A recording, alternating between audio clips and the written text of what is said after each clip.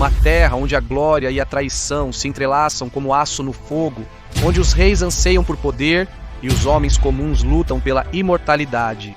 Surge um nome que ressoará pelos séculos, um nome que desafiou reinos e mudou o curso da história. Rodrigo Dias de Vivar, um transformador. Esta é a história de um guerreiro que cavalga entre a honra e a sobrevivência. É o relato de um exilado que conquistou seu lugar no mundo com aço e astúcia, enfrentando inimigos mais poderosos e numerosos. Nestas terras hostis, onde cada amanhecer poderia ser o último, o Cid se tornou lenda. Conseguirá vitórias sangrentas, será odiado, será amado, conhecerá reis, conhecerá cavaleiros, defenderá juramentos e, acima de tudo, defenderá sua honra. Esta é a história do Código Internacional de Doenças Campeador.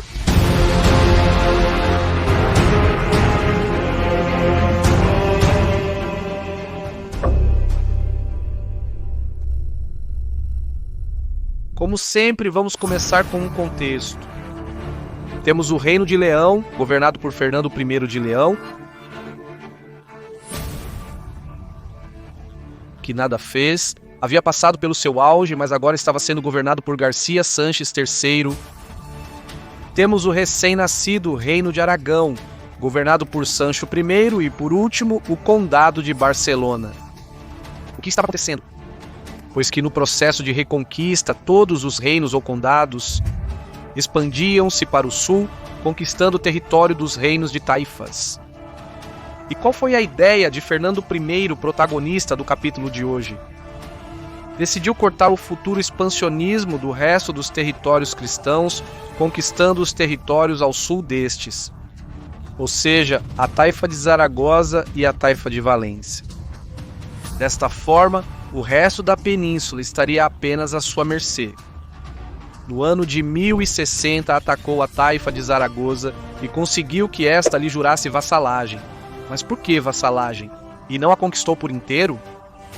Ao jurar vassalagem, Zaragoza deveria pagar-lhe tributos anuais. Além disso, se algum reino cristão se expandisse pelo território da taifa, o Reino de Leão teria casus belli para detê-los. É uma forma de ganhar território aos poucos. Devo destacar que até aquele momento, Zaragoza tinha sido vassala de Pamplona, mas após uma guerra entre Leão e Pamplona, os zaragozanos romperam seu acordo de vassalagem com este último reino. 2 anos mais tarde foi a vez da taifa de Toledo, onde repetiu o mesmo, assim como com a taifa de Sevilha. No ano de 1065, decidiu que era momento de encerrar o expansionismo dos outros reinos cristãos e para isso lançou a campanha para tomar Valência. No início daquele ano, partiu de Zaragoza com seus mesnadas, direção a Valência, onde governava. Um rei fraco que não era mais do que um fantoche do rei de Toledo. E como eram as defesas de Valência? As muralhas eram sólidas, de boa qualidade, e os homens que as defendiam estavam bem treinados e com um moral alto, então seria um osso duro de roer. Além disso, a cidade tinha uma série de torres ao seu redor, distantes a alguns quilômetros das muralhas. Eram torres de vigilância que permitiriam avisar aos defensores da chegada de uma ameaça, bem como atrasá-los. Na primavera do ano 1065, as tropas leonesas chegaram diante de uma das torres, a Torre de Paterna, na qual foi acesa uma grande fogueira na parte superior. Para alertar os defensores de que um exército leonês estava se aproximando, Fernando ordenou a tomada da torre, que, ao ser pega de surpresa, caiu sem quase nenhuma resistência. Depois disso, deixou um pequeno destacamento na referida torre, estabeleceu lá o seu grande acampamento e marchou com suas tropas em direção à cidade. Vocês frequentemente me perguntam como é o lugar onde edito, certo? Bem, vou contar-lhes algo. Sabor da história. Por que estou vestido de soldado medieval? Homem, terei que entrar no papel, não? Se quero editar vídeos de história? Bem, aqui tem um quadrado de madeira com tralhas. Como vocês veem, a desordem aqui é impressionante, mas como pode tremer tanto? Preciso de uma mesa mais alta, então trago uma mesa que mudaria tudo. Que fácil, não é? Esses problemas acabaram, é como jogar agora subo, agora desço.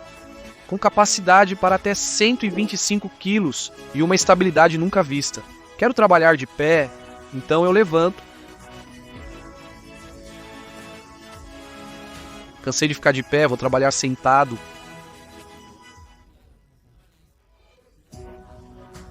Ah, vocês querem uma câmera minha, né? Na descrição vocês encontrarão o link que os levará direto para a página da mesa. SD Pro da FlexSpot. Uma maravilha. Muito obrigado a FlexSpot por me enviar a mesa. E agora, por favor, vá embora, quero trabalhar um pouco em pé. A primeira coisa que ele fez ao chegar em frente às muralhas foi enviar tropas para cobrir cada uma das portas da cidade, de forma que nada nem ninguém pudesse entrar. Ele estava sitiando a cidade. Mas, claro, Fernando não tinha frota. Portanto, através do Turia, os muçulmanos podiam continuar recebendo suprimentos. As tropas leonesas começaram a construção de armas de cerco, como, por exemplo, arietes e torres de cerco. Mas isso não convenceu totalmente o monarca, pois um assalto contra a cidade seria muito custoso. Em baixas, ele precisava pensar em outra maneira de tomá-la. Mas não porque fosse inexpugnável, mas porque o exército leonês não tinha superioridade numérica suficiente para atacar uma cidade e poder tomá-la, assumindo as baixas que sofreriam. Como nota, simplificando muito, existem 3 maneiras de tomar uma cidade. A primeira, menos custosa em homens, mas muito custosa em tempo e suprimentos, é o cerco. Cercar uma cidade consiste em bloquear a entrada e saída de pessoas e suprimentos dessa cidade. Para quê? Bem, primeiro de tudo, para que fiquem sem alimentos, forçando-os a se renderem por fome. Mas não é só isso. Ao não poderem sair, os mortos da cidade ficam presos dentro dela. E mesmo que possam ser incinerados, enterrados, usar cal, enfim, de várias maneiras, entre aspas, se livrar dos cadáveres aumenta exponencialmente a possibilidade de uma epidemia. O que se busca com o site é que a cidade se renda sem lutar. Também se pode forçar uma saída dos defensores que, desesperados, tentem romper o cerco. Se eles tentam uma saída e falham, o número de defensores se reduz. Por isso, um assalto seria mais viável. E aqui entra a segunda via, o assalto direto à cidade. Para isso, são necessárias máquinas de cerco, como torres, arietes ou escadas, ou, dependendo da época, peças de artilharia para esmagar as muralhas. Este caminho é rápido, sim, bastante rápido, mas muito custoso em homens. E a última via é uma traição de dentro. Alguém que abra as portas da cidade para o invasor de forma que este possa entrar sem ter que tomar as muralhas. Dessas 3 formas, a última não estava ao alcance de Fernando. A do assalto também não era viável. Pelo que comentei, o exército leonês não podia assumir todas essas baixas. E a do cerco era viável, mas claro, pelo rio a cidade podia se abastecer. E Fernando não podia confiar em suas linhas de suprimentos, já que passavam pela taifa de Zaragoza, que era vassala sim, mas era muçulmana.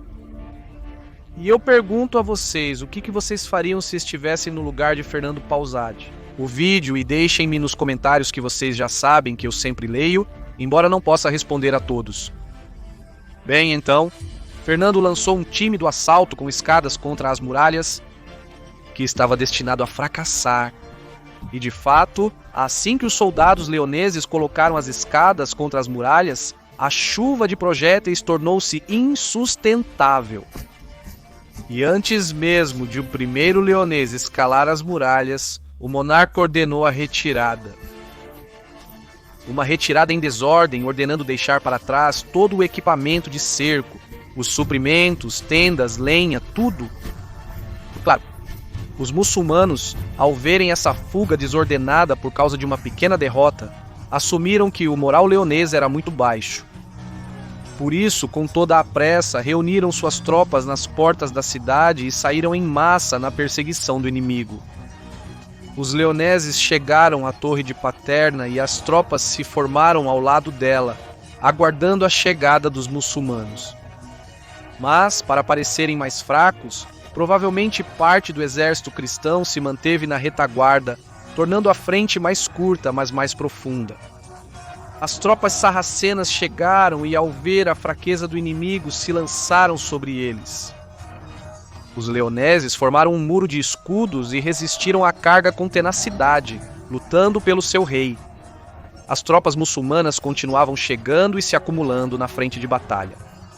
Então, a um sinal de Fernando, provavelmente, as tropas que se encontravam na retaguarda lançaram-se pelos flancos, abrindo-se pelo campo de batalha e cercando os muçulmanos, como se fosse uma tenaz, porque nem todo o exército valenciano estava presente.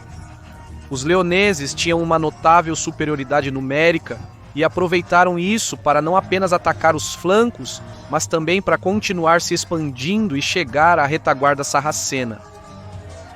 Os muçulmanos cercados começaram a ser perfurados pelas lanças e espadas cristãs.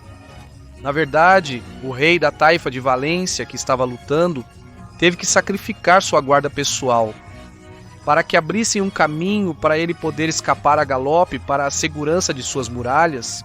O cerco ao exército valenciano foi se fechando pouco a pouco, pressionando, apertando de todas as direções, assim como aconteceu na Batalha de Canas, 1200 anos atrás. Claro, os sarracenos foram completamente eliminados ou feitos prisioneiros. O exército da taifa de Valência havia desaparecido. Agora sim, ele poderia tomar a cidade. Ao assalto, Fernando ordenou retornar frente às muralhas de Valência e retomar os trabalhos de construção das máquinas de cerco. No entanto, começou a se sentir doente, indisposto e temendo por sua vida, ordenou levantar o cerco e retornar ao seu reino. No dia 27 de dezembro daquele mesmo ano, Fernando morreu. Problemão. Ao contrário da tradição visigótica ou asturiana, que impediam a divisão do reino, após a morte do monarca, Fernando havia decidido que o reino seria considerado patrimônio familiar e o dividiu entre seus filhos. Dona Urraca foi nomeada Senhora de Zamora, Dona Elvira, Senhora de Touro. Sancho II seria o rei de Castela, Alfonso VI seria o rei de Leão e Garcia seria rei da Galícia. Guerras fratricidas estavam prestes a eclodir. E entre todos eles estaria o Código Internacional de Doenças.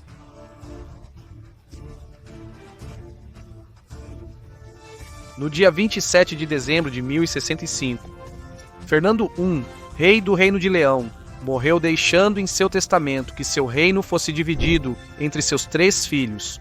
O reino da Galícia foi entregue a Garcia, o filho mais novo, que receberia as parias das taifas de Badajoz e Sevilha. O reino de Leão foi entregue a Afonso VI, o filho do meio, que receberia as parias da taifa de Toledo, enquanto o primogênito recebeu o condado de Castela, que seu pai havia ordenado converter em reino para seu filho. Portanto, aqui temos o nascimento do reino de Castela e receberia as parias de Zaragoza. O problema, entre outros, é que o título imperial recaía sobre o monarca de Leão.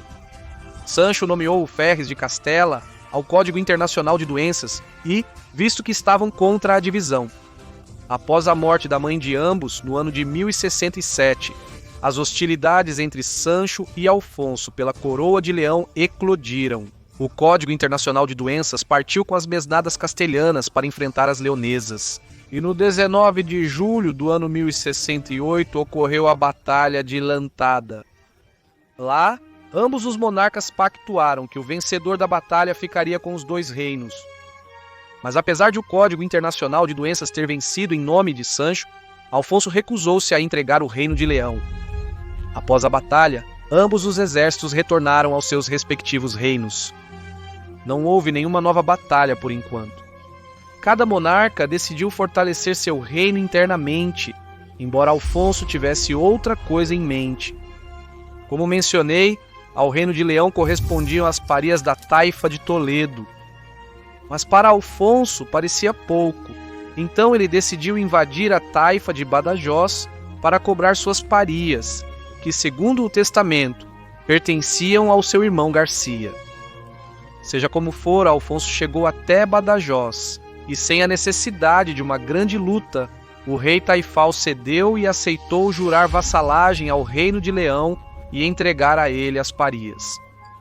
E vocês devem estar se perguntando, Garcia não fez nada? Ele não fez vista grossa e continuou com o seu. Talvez porque naquele momento ele estava aplacando a rebelião do condado de Portucali.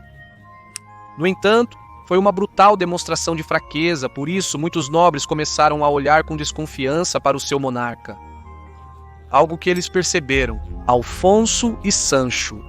E no dia 26 de maio do ano 1069, Alfonso e Sancho assinaram a paz, concordando em enfrentar um inimigo comum, seu irmão Garcia. O acordo, apoiado por suas irmãs Urraca e Elvira, estipulava que a Galícia seria dividida entre Alfonso e Sancho. E seria Sancho o encarregado de derrotar Garcia, para o que Alfonso lhe deu acesso militar ao seu reino. No ano de 1071, as hostes castelhanas cruzaram Leão, entraram na Galícia e esmagaram o exército da Galícia, chegando a prender o próprio Garcia, que pouco depois foi exilado para a taifa de Sevilha. O norte da Galícia foi entregue ao reino de Castela, enquanto o sul ao reino de Leão. Haveria agora paz entre ambos os irmãos? Não, e agora é que é ainda mais difícil. Esse território galego, sob poder castelhano, é mais um problema do que uma vantagem, pois não está conectado por terra ao resto de Castela, o que torna a sua administração muito complicada. Agora, é mais um dever do que qualquer outra coisa tentar conquistar o reino de Leão para alcançar uma continuidade terrestre de Castela. Por isso, no final do ano 1071, o rei Sancho marchou com Rodrigo Dias de Vivar para lutar contra Alfonso para conquistar o reino. Partiram com suas tropas e ocorreu em 11 de janeiro do ano 1072 a Batalha de Golpegera. Todos sabiam o que estava em jogo ali. O vencedor governaria ambos os reinos e o perdedor seria executado, preso ou exilado. Eles estavam cientes de que iriam travar uma batalha decisiva que seria lembrada pela história? Ao nascer do sol, após o café da manhã, ambos os exércitos se formaram frente a frente, Sancho e seu fiel Rodrigo contra Alfonso. Sem táticas elaboradas, sem projéteis, uma dura luta corpo a corpo, cavalaria nas alas, infantaria pesada no centro. Após o sinal de Sancho, Elcito ordenou o avanço do exército castelhano. Ao ver isso, Alfonso ordenou o avanço leonês. Ambos os exércitos avançaram para o centro do campo de batalha e a uma distância razoável lançaram-se ao ataque um contra o outro. Estavam lutando guerreiros que há apenas 7 anos pertenciam ao mesmo exército e lutavam ombro a ombro. Agora eram inimigos. Mesmo estilo de luta, experiência similar e números parecidos, a frente não cedia em nenhum dos lados. Às vezes, as tropas castelhanas conseguiam pressionar, empurrar o centro leonês, obrigando-os a recuar. Mas então os leoneses tiravam forças da fraqueza, paravam de recuar e começavam a pressionar, obrigando agora os castelhanos a ceder terreno. As horas passavam e nenhum dos lados conseguia alcançar a vitória, por mais que os monarcas de ambos os reinos encorajassem seus homens a alcançar a vitória. Chegou o meio-dia e os guerreiros conseguiam levar um pedaço de pão à boca quando eram substituídos e enviados para a reserva? Mas o cansaço era enorme e então algo se quebrou nas forças castelhanas. As tropas de Sancho começaram a recuar, as alas cediam perigosamente e Rodrigo ia de lado a lado, infundindo coragem aos seus homens em nome do rei. O sol começou a se pôr no horizonte e a noite gelada começou a ganhar terreno, fazendo a temperatura cair rapidamente. Não eram condições para combater, e menos ainda se o que se esperava era uma retirada. Sancho ordenou a retirada. As tropas castelhanas deram meia volta e fugiram do campo de batalha. Alfonso os leoneses haviam vencido. Pelo que conta a crônica, a luta foi descomunal. Os mortos cobriam o campo de batalha, tornando a neve vermelha. Alfonso tinha diante de si a possibilidade de ordenar a perseguição do exército castelhano, que estava em retirada. Considerando que seus homens estavam exaustos, relutante em atacar cristãos em retirada e temendo que os castelhanos o emboscassem durante a noite, não ordenou perseguição alguma. Sancho estava devastado, seu exército desfeito, espalhado pela planície palentina, os campos gelados, a neve caindo e o moral por baixo. Mas então Rodrigo Tiete Vivar chegou ao seu lado e com voz firme disse: enquanto houver um rei e algumas espadas para defendê-lo, é possível mudar o destino? Não era momento para lamentações. Sancho recuperou o moral e, junto ao seu leal alferes, que percorreram a planície palentina, reunindo seu exército. Nem tudo estava perdido. O exército castelhano estava unido novamente. A engrenagem do reino estava em movimento novamente. Para os galegos e os leoneses, a guerra havia terminado, para os castelhanos apenas havia começado. Após descansar brevemente e tomar café da manhã sem fogueiras, o exército castelhano se aproximou silenciosamente do acampamento leonês. A noite fechada de pleno inverno evitava que fossem vistos pelos guardas. A neve amortecia seus passos e o vento gélido levava os sons para terras distantes. Os leoneses haviam passado a noite em celebração e agora estavam descansando. À luz da alvorada, Sancho lançou seu grito de batalha. Eucide o acompanhou e todo o exército castelhano abandonou a discrição e carregou como um exército de demônios contra as tendas de Alfonso. Não era necessário que os piquetes dessem o alarme. Todos sabiam que os castelhanos estavam chegando, mas ninguém estava preparado. Pequenos grupos de leoneses e galegos ofereceram uma resistência tímida, mas foram varridos pelo ímpeto castelhano. E é que uma vitória sabe bem, mas uma vitória poucas horas depois de uma derrota sabe 1000 vezes melhor. Os soldados de Alfonso foram esmagados, executados e feitos prisioneiros.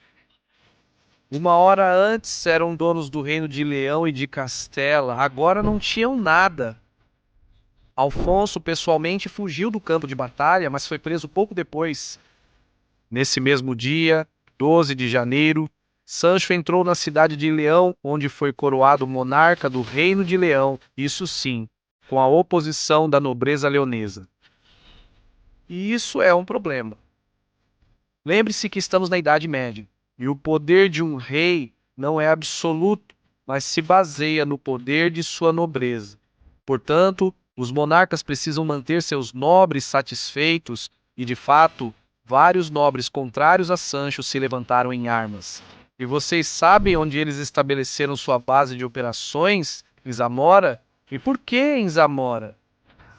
Porque Dona Urraca, filha de Fernando e irmã de Sancho e Alfonso, era a senhora de Zamora e estava contra Sancho. Zamora era uma peça-chave do reino, protegia o Duero, servia de conexão entre o norte e o sul, havia sido desmantelada por Almanzor e reconstruída novamente, e tinha muralhas impressionantes. Para lá que foram as tropas castelhanas lideradas pelo próprio rei Sancho. Lá ocorreu o que é conhecido como Cerco de Zamora. A cidade foi sitiada e os preparativos para lançar um assalto contra as muralhas começaram. Durante os meses seguintes, foram lançados assaltos tímidos contra as defesas, mas sempre resultavam em derrotas. Zamora era inexpugnável, mas então houve uma reviravolta dramática nos acontecimentos. Acontece que Belido Adolfos, nobre leonês a serviço de Urraca, saiu com uma bandeira branca da cidade e se aproximou do acampamento castelhano, alegando que queria se juntar ao lado castelhano. Durante semanas, este homem ganhou a confiança de Sancho, até que no dia 7 de outubro daquele ano, partiram para supervisionar os trabalhos de Axedil. Uma vez sozinhos, Belido Dolfos esfaqueou o monarca castelhano pelas costas e correu em direção à segurança das muralhas. Perseguido pelo Código Internacional de Doenças, Belido Dolfos conseguiu cruzar as muralhas através de uma pequena porta, conhecido como a Porta da Traição, embora agora renomeado como Portão da Lealdade. No entanto, a traição surge de diversos cantares, e também não é certo que tenha acontecido como tal. O que é certo é que Sancho morreu no cerco, deixando o reino de Leão sem monarca, e quem poderia ser o rei? Pois Alfonso VI retornou do exílio para ser coroado novamente como monarca de Leão, menos de um ano depois de ter perdido a coroa. Mas ele não seria o único a retornar, pois Garcia aproveitou a ocasião para voltar do exílio e recuperar a coroa da Galícia. Em parte ele conseguiu, mas por pouco tempo. E é que no dia 13 de fevereiro do ano 1073, ele compareceu a uma reunião que havia sido organizada por Alfonso em Leão. Honestamente, não sei o que Garcia esperava dessa reunião, considerando as lutas dos últimos anos. Mas como era, porém, acredito que era de se esperar. Alfonso prendeu Garcia e o enviou para o castelo de Luna, onde passaria o resto de seus dias até sua morte, no ano de 1090. Conclusão: Alfonso tinha agora todo o território que seu pai havia governado, um reino leal e unido, pois já sem oposição, toda a nobreza lhe havia jurado vassalagem. No entanto, a nobreza castelhana olhava com desconfiança para o novo monarca, e para aplacar essas desconfianças, Alfonso se congraciou com Rodrigo, dando-lhe cargos e tarefas de alta responsabilidade. Mas isso conheceremos no próximo capítulo.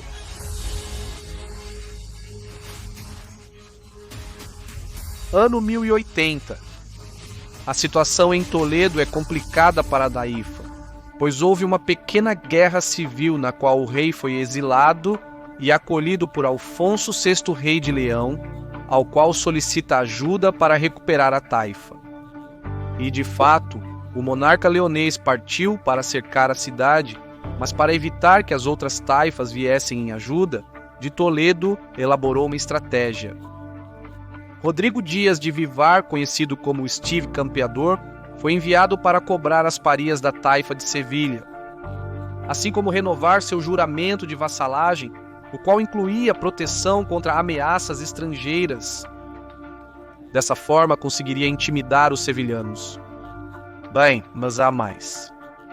O mesmo monarca leonês enviou Garcia Ordóñez para a taifa de Granada, também tributária do rei de Leão. Para cobrar as párias é algo muito importante. Convencê-los a atacar a taifa de Sevilha, de forma que os sarracenos estejam ocupados em rixas internas. No entanto, provavelmente houve um erro de cálculo.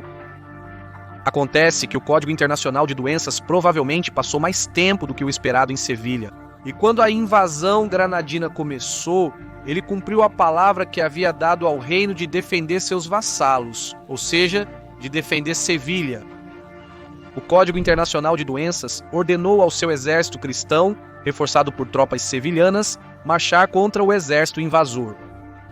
Ele não sabia que do outro lado também havia tropas leonesas? Garcia Ordóñez, por sua vez, desconhecia que à sua frente estava o Código Internacional de Doenças. A batalha foi rápida e os granadinos foram destroçados e expulsos. Garcia Ordóñez foi feito prisioneiro, começando assim seu ódio por Rodrigo, que ele aproveitaria no ano seguinte.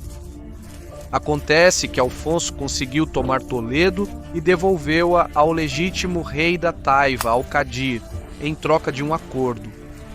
Quando Alcadir também recuperasse Valência, Toledo seria entregue pacificamente ao reino de Leão. Esse era o sonho cristão desde que Pelaio defendesse Covadonga, recuperar a antiga capital visigótica. Acontece que uma pequena hoste toledana lançou uma ceifa na fronteira com Leão, ao que o Código Internacional de Doenças respondeu com uma incursão em terras toledanas. Alfonso VI, ao descobrir, ficou furioso. pois não queria que seu frágil acordo com Toledo fosse arruinado por um mero saque. Tomou uma decisão difícil. Como punição, ordenou o exílio do Código Internacional de Doenças. Se no outono do ano 1081, o Código Internacional de Doenças teve que abandonar o reino com todos os seus leais e buscar uma nova forma de vida. O que ele fazia melhor era lutar, então decidiu continuar fazendo isso, como mercenário. Ele foi ao condado de Barcelona, onde ofereceu seus serviços, mas foi rejeitado. Próximo destino, Zaragoza. Como era vassala de Leão, podia adquirir os serviços de Rodrigo sem que a honra do Código Internacional de Doenças fosse prejudicada. Mas nesse mesmo ano, morreu o rei Taifal, o que desencadeou uma guerra civil entre seus dois filhos, Al-Mutamin, herdeiro do reino, e Al-Mundir, o usurpador. Al-Mutamin controlava Zaragoza, enquanto Al-Mundir controlava Lérida, e o Cid estava do lado de Zaragoza. A fama do campeador era muito conhecida na península. Por isso, Al-Mundir solicitou ajuda externa, especificamente aos condes de Barcelona e ao rei de Aragão. As tropas do usurpador, apoiadas por soldados barceloneses, cercaram Almenar, onde enfrentaram as hostes do circo que vieram ao resgate da cidade. Aconteceu a Batalha de Almenar, onde Rodrigo saiu vencedor. No entanto, a taifa de Lérida permaneceria independente. Agora viriam Uma série de anos em que haveria diversos combates no litoral valenciano. Mas é preciso destacar algo que aconteceu no centro da península. No ano de 1085, a cidade de Toledo capitulou perante as tropas de Afonso VI. Este evento teve uma importância internacional. Toda a cristandade elogiou o monarca leonês, pois Toledo era a antiga capital do reino visigodo, também antiga capital da cristandade na península.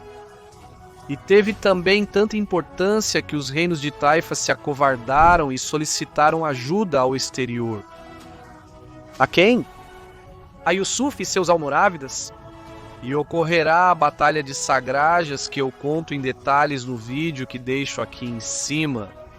Após o desastre de Sagrajas, Alfonso viu a necessidade de tecer alianças por todos os lados com Barcelona, Navarra, potências europeias e, claro, com o Código Internacional de Doenças. No ano de 1087, ocorreu a esperada reconciliação entre o Código Internacional de Doenças e Afonso VI. Nesta reconciliação, o monarca leonês confiou a Código Internacional de Doenças a defesa de Levante, ou seja, a proteção de Zaragoza e Valência. E, em troca, todas as terras que Rodrigo conquistasse seriam de sua propriedade. E não teve que esperar para que o dever o chamasse, pois Salmundir, rei da taifa de Lérida, e o conde de Barcelona lançaram uma ofensiva para tomar a cidade de Valência. Embora detidos pelo exército do Código Internacional de Doenças, conseguiram apenas tomar Sagunto. Então foi chamado por Alfonso para defender Aledo, que seria sitiado por Yusuf, que havia retornado à península para prosseguir com sua conquista. No entanto, senhoras e senhores, o Código Internacional de Doenças não veio em seu auxílio. E apesar de Aledo ter resistido e os almorávidas terem que se retirar, Alfonso decretou um segundo exílio para o Código Internacional de Doenças, mas este Rodrigo não era o mesmo de alguns anos atrás. Agora ele havia construído sua própria entidade política estabelecida em Calamocha, cobrando alguns tributos das terras entre Valência, Cuenca, Teruel e Castelão. Isso não agradava seus vizinhos.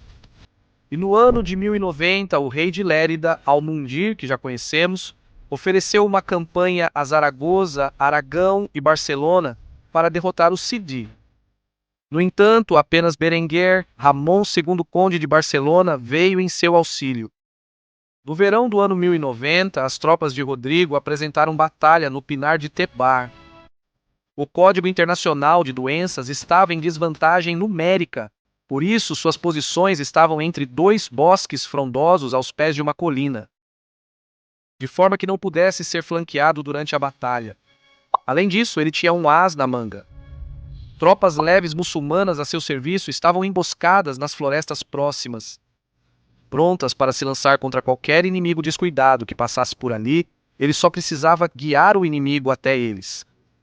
Rodrigo ordenou a um grupo de soldados leais, homens em quem confiava, que fugissem aterrorizados pelas proximidades do acampamento inimigo, como se estivessem fugindo de algo. E, o mais importante, que se deixassem capturar pelo inimigo. Para quê?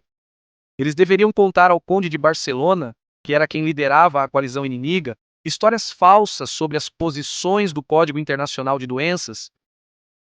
Eles deveriam dizer a ele que o moral estava muito baixo, que o exército era pequeno e estava se desintegrando, e que pequenos grupos de tropas estavam se dispersando por um caminho ou outro. Precisamente os caminhos onde os muçulmanos estavam emboscados. E Berenguer Ramon caiu na cilada.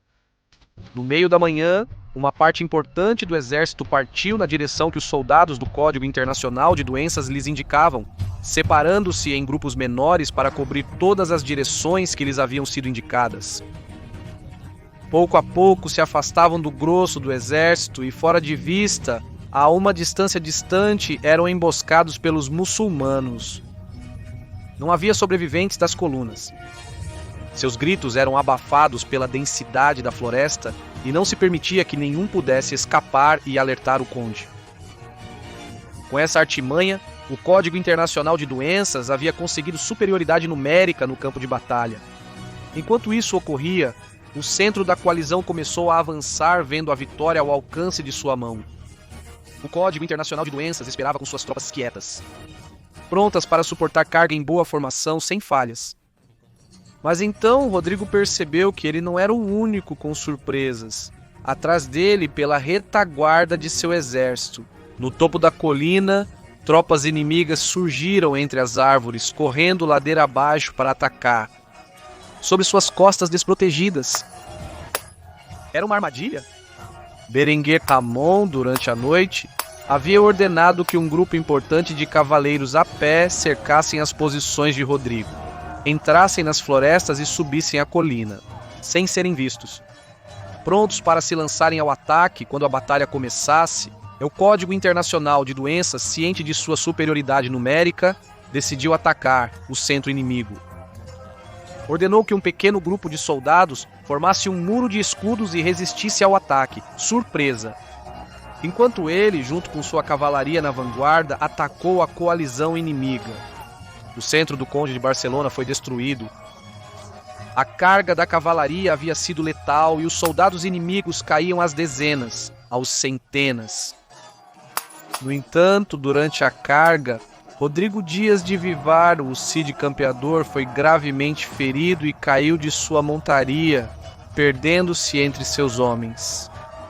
Uma vez que se perdeu o ímpeto da carga e os cavaleiros perderam a vantagem. A infantaria do Código Internacional de Doenças seguiu a cavalaria, penetrando pelas brechas abertas pelos cavaleiros e assumindo o controle. A destruição das tropas inimigas. Estas, que não esperavam tal tamanho, impulso, que haviam perdido a coesão, que sua formação estava completamente desmantelada e cuja moral caía perigosamente rápido, foram varridas. Enquanto isso, os cavaleiros do Conde carregaram contra a reserva do Código Internacional de Doenças que, experiente e com as lanças em punho, puderam causar baixas entre o inimigo e manter a posição, tempo suficiente para que a vanguarda contrária fosse eliminada. Os cavaleiros, deste lado, após vislumbrar a hecatombe que estava ocorrendo, deram meia volta e começaram a correr, fugindo do campo de batalha. Esta batalha foi uma vitória decisiva. Rodrigo, que sobreviveu ao ferimento, cobrou quase 2 toneladas de ouro pelo resgate dos prisioneiros, entre os quais estavam o próprio Conde de Barcelona, Berenguer Ramon, e vários nobres que lhe eram leais. Esta vitória militar também se estendeu ao âmbito político. Aragão e Zaragoza estavam dispostos a acordar com ele uma aliança militar. Havia se tornado o dono e protetor incontestável do Levante e estava às portas de Valência. Estava em seu melhor momento quando recebeu uma carta da esposa de Afonso VI. Ela pedia que ele ajudasse seu marido, o rei de Leão, a deter o expansionismo de Yusuf, pois este havia decidido eliminar as taifas e estender seu império à península. Rodrigo, compreendendo o perigo que isso representava, aceitou o pedido e partiu para se reunir com o exército de Leão que seguia rumo ao sul. Para onde? Para Granada? Acontece que o rei de Granada pediu ajuda a Alfonso no momento em que soube que Yusuf estava atrás dele. No entanto, os leoneses se atrasaram e Granada caiu, sendo seguida imediatamente pela taifa de Málaga. A mancha almorávida se expandiu rapidamente, conseguindo milhares e milhares de voluntários, que estavam enojados com a fraqueza dos reis e taifas, e viam em Yusuf um libertador que devolveria a ortodoxia religiosa a Al-Andalus.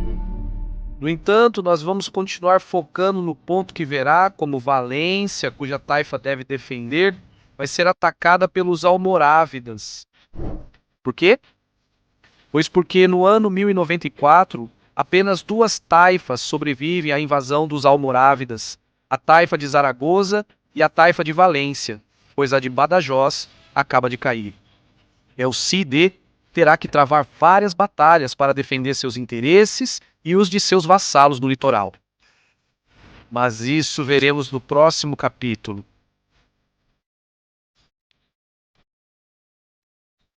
No ano de 1092, o rei Alfonso de Leão tentou finalizar o plano de seu pai de cortar o expansionismo dos outros reinos cristãos da península, apossando-se de Valência.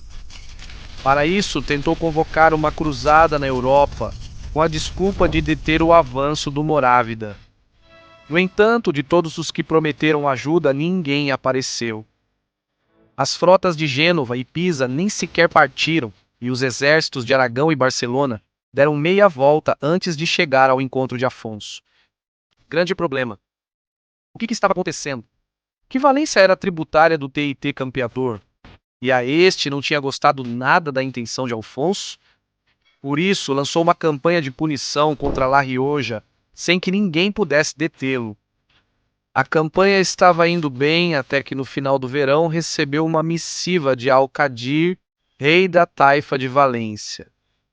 Acontece que houve um golpe de estado na cidade, e a facção partidária dos almorávidas assumiu o poder. O novo Qadir instituiu o que chamou de um governo de verdadeiros muçulmanos, e imediatamente avisou ao exército sarraceno em Múrcia para que iniciasse seu avanço para o norte. O Cidi imediatamente cancelou sua campanha e rumou para Valência, chegando no outono. Mas claro, um assalto à cidade seria uma loucura, pelo menos tendo o exército almorávida tão perto. Mas então a sorte sorriu para Rodrigo. Os almorávidas decidiram que Lisboa era mais importante que Valência, então enviaram uma pequena guarnição para a cidade e enviaram o resto para o oeste. Deixando caminho livre para o Código Internacional de Doenças, para tomar a cidade ele foi tomando os arredores de Valência, e no ano de 1093 enviou uma mensagem para Valência. Se rendessem e jurassem novamente vassalagem, nada lhes aconteceria. Apesar de terem aceitado inicialmente, logo enviaram a mensagem de ajuda aos almorávidas para que acabassem com o Código Internacional de Doenças. Ao descobrir, ele sitiou a cidade em setembro deste ano. Outra vez? Mas não seria até julho do ano 1094 que Valência se renderia por causa da fome. Valência acabara de ser reconquistada pela cristandade, após quase 500 anos sob o poder muçulmano. O campeador assumiu o título de Príncipe Rodrigo, pois, tal como Alfonso havia assinado anos atrás, tudo o que El Cid conquistasse seria propriedade de El Cid. Mas a tranquilidade e a alegria duraram pouco. 2 meses depois, os almorávidas enviaram um exército imenso para recuperar a cidade. Eles o enviaram por mar para evitar assim uma emboscada por parte do campeão. Um exército de 30.000 sarracenos, no dia 13 de setembro, desembarcou e se estabeleceu nas proximidades do atual Guardia Poblet. E o que o Código Internacional de Doenças poderia fazer? Bem, Ele tinha 2.500 cavaleiros e 7.000 infantaria. Eles o superavam por mais de 3-1. Ele tinha que usar todo o seu engenho para poder vencer a batalha, pois lembrem-se que os almorávidas ainda não haviam sido derrotados na Península Ibérica. A primeira coisa que ele fez foi anunciar amplamente que haviam solicitado ajuda aos reis Pedro I de Aragão e Alfonso VI de Leão, e que estes já estavam a caminho para expulsar os almorávidas.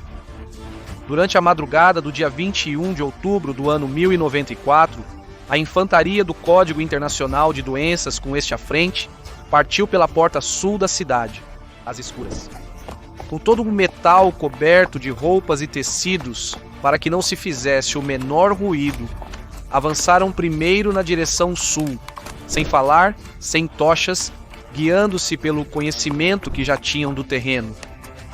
Após cerca de 30 minutos de marcha, viraram para o oeste e então continuaram marchando, ainda mais cautelosos, pois se aproximavam do acampamento muçulmano. Depois de superar os reais, os sarracenos se deixaram cair no chão para descansar, pois o dia seguinte seria duro. Tomaram café da manhã com comida fria e se mantiveram agachados entre as ervas para evitar serem descobertos. Com os primeiros raios de sol, os cavaleiros de Rodrigo saíram pelo portão oeste da cidade com as bandeiras bem altas e fazendo um grande barulho. Os almorávidas pensaram que os cristãos queriam lutar, então formaram todo o seu exército em ordem de batalha. Uma vez formados, avançaram em direção à cavalaria cristã. Estes estavam longe das muralhas de Valência, o que encorajava os sarracenos, pois se vencessem, teriam tempo suficiente para esmagar os cavaleiros. Por sua vez, a cavalaria de Rodrigo tinha ordens para afastar o máximo possível os muçulmanos do seu acampamento. A cavalaria almorávida carregou contra a cristã, que por sua vez lançou uma contracarga. A cavalaria do Cid era mais pesada, mas a sarracena parecia vencedora e, além disso, era superior em número. Por isso, eles carregaram sem medo. Ocorreu um choque estrondoso entre ambas as cavalarias, e após apenas alguns minutos de luta, os cristãos ordenaram a retirada. Claro ver que, de repente, dos 1.500 cavaleiros pesados dão meia volta e fogem do exército inimigo. A moral almorávida disparou para as nuvens e todos se lançaram na perseguição aos cristãos. E então Rodrigo ordenou o ataque. A infantaria do campeador levantou-se e correu em direção ao acampamento sarraceno. Isso sim, sem bandeiras, para não serem reconhecidos pelas tropas muçulmanas que estavam lá. Os almorávidas, ao verem um exército avançando contra eles do oeste e não verem bandeiras, pensaram que eram os reforços de Leão, e seu moral afundou. As tropas castelhanas irromperam no acampamento e esmagaram toda a resistência que encontraram, apoderando-se dos suprimentos e tesouros armazenados.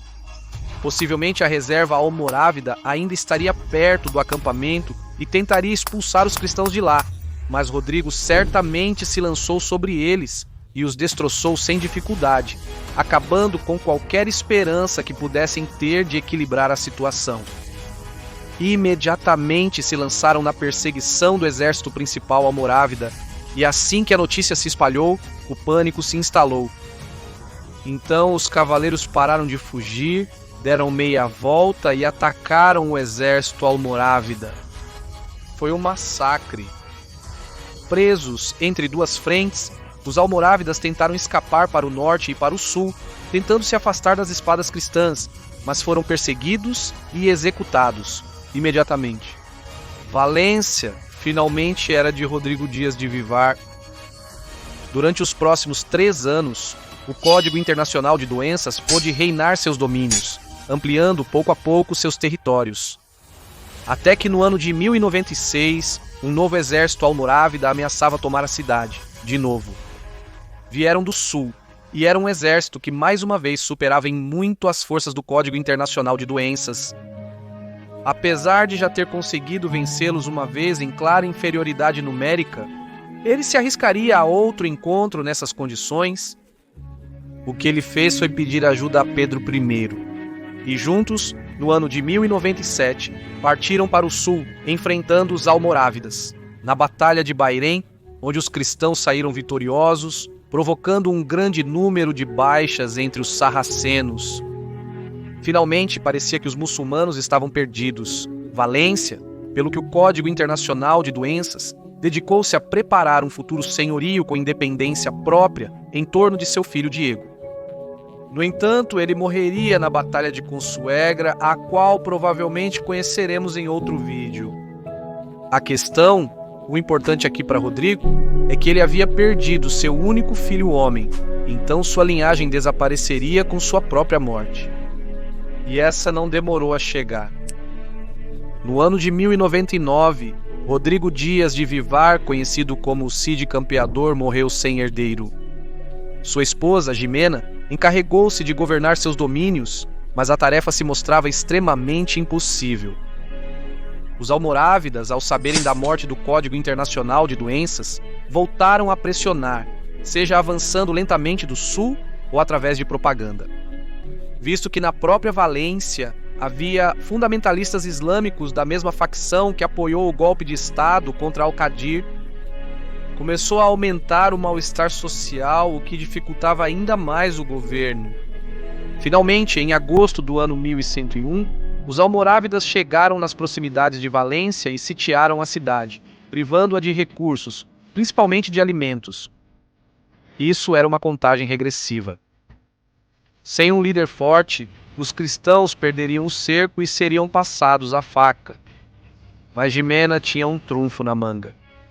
Não é que ela exumou o cadáver do Código Internacional de Doenças e o colocou em um cavalo para causar terror ao inimigo. Esta é uma lenda bastante posterior aos fatos, que sim, fica bem, mas simplesmente pense no que restaria do cadáver do Código Internacional de Doenças 2 anos após sua morte. O que ela fez, na verdade, foi pedir ajuda a Afonso VI. Este, no comando de seus homens, foi sem hesitar à cidade e sem sequer entrar em batalha. Os sarracenos levantaram o cerco e abandonaram a cidade. Ok, agora vamos afastar o mapa e observar as fronteiras do Reino de Leão. Mas não apenas essas que fazem fronteira com os almorávidas, também as que fazem fronteira com os demais reinos. E a estas somam-se as das taifas de Valência, que ficou claro que não pode se defender por si só. Se tiver que cobrir toda a fronteira, ou serão defesas muito fracas, ou ficará sem um exército de reserva para poder acudir a qualquer ponto em que seja necessário. Senhoras e senhores, só havia uma solução possível. Em maio do ano 1102, os cristãos abandonaram a cidade de Valência, levando consigo o cadáver de Rodrigo Dias de Vivar, o Cid Campeador. E apenas 2 dias depois, no dia 5 de maio, os almorávidas entraram na cidade e a anexaram novamente ao Império Africano. Reparem que a partir daqui, eles agora têm uma base para lançar ataques contra o Condado de Barcelona e contra a Taifa de Zaragoza, o único reino muçulmano independente que resistia frente à pressão almorávida. 2 anos depois, em setembro do ano 1104, morreria Pedro I de Aragão e Navarra sem descendência. Sabem quem herdaria a coroa? Afonso I o Batalhador?